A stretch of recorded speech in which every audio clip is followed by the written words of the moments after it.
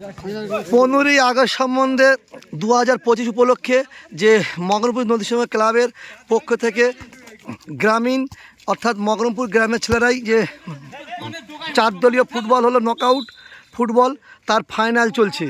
এখন বেলা বাজে 2টো, ফাইনাল চলছে, 2টো দল খেলছে।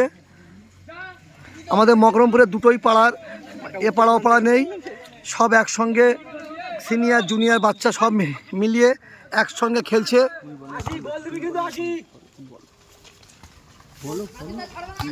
মগরমপুর ক্লাবের যে 79তম